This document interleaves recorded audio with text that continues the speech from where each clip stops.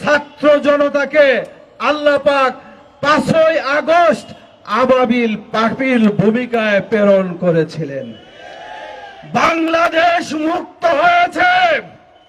হাসিনার তার গর্ব করা ছিল, হাসিনা পালায় নেই, সেও পালিয়ে যেত বাধ্য হয়েছে।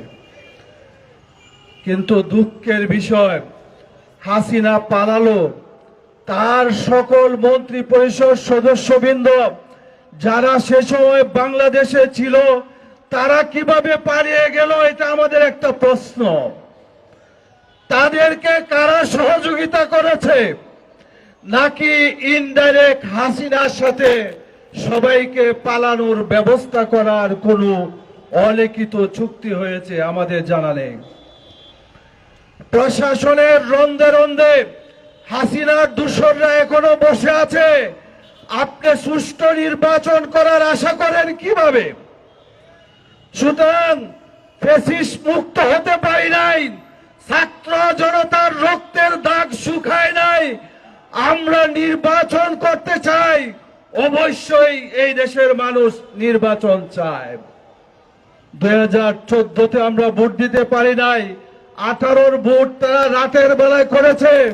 এই সব কিছু হয়েছে, কিন্তু আমরা চাই সংস্কার, চাই বিচার, চাই খুন গুণ হত্যা, এই সব কিছুর বিচার আমরা চাই।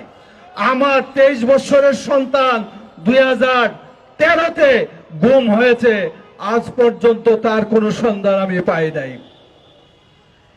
সেই জন্য আরেকটা জিনিস আপনাদেরকে স্মরণ করতে চাই, আমরা বিভিন্ন দাবি নিয়ে মাঠে যখন নামি তখন কিন্তু আওয়ামী ফ্যাসিস্ট এবং রয়ের এজেন্টগণ আমাদেরকে ভিন্ন পথে নেওয়ার জন্য, আমাদেরকে বিভ্রান্ত করার জন্য চেষ্টা করতে পারে, এবং সেটা ভারতের পক্ষে তারা করবে।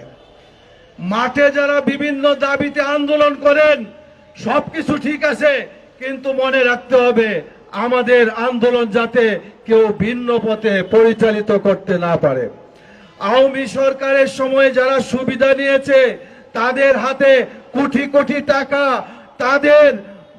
তাদের বাড়িতে বস্তাভর্তি ডলার রয়েছে, তারা এগুলা ভিন্ন পথে খরচ করার চেষ্টা করতে পারে, বিভ্রান্ত করতে পারে। এইগুলো আমাদেরকে স্মরণ রাখতে হবে। সুতরাং আমরা যারা আজকে বক্তব্য রেখেছি, অবশ্যই যারা এখনো গুম আছে তাদের সন্ধান চাই, এবং গুণের সাথে জড়িত যারা সবার বিচার চাই। শেখ হাসিনা সহ আজকে যে সমস্ত মন্ত্রীরা আপনারা দেখেছেন এখন তারা কারাগারে আছে, তারা যখন কারাগার থেকে তারা যখন আদালতে আসে তাদের মুখের হাসি দেখে মনে হয় যে তারা সেখানে অত্যন্ত রাজ দরবারে আছে। এখনো মনে হয় তারা বিলাসবহুল জীবন যাপন করতেছে, তাদের অর্থের অভাব না। আমি মনে করি এই সমস্ত খুনিদেরকে ডিভিশন দেওয়ার কোন অধিকার বাংলাদেশের জনগণ মনে করে না। তাদের ডিভিশন বাতিল করতে হবে। তারা মন্ত্রী ছিল, এমপি ছিল, কিন্তু জনগণের ম্যান্ডেট দিয়ে তারা মন্ত্রী এমপি ছিল না, তারা জনপ্রতিনিধি ছিল না, তারা স্বৈরাচার ছিল। সুতরাং আমরা দাবি করব, এবং তারা মনে মনে ভাবতেছে কিছুদিন জেল খাটার পর আমরা বের হয়ে আসব।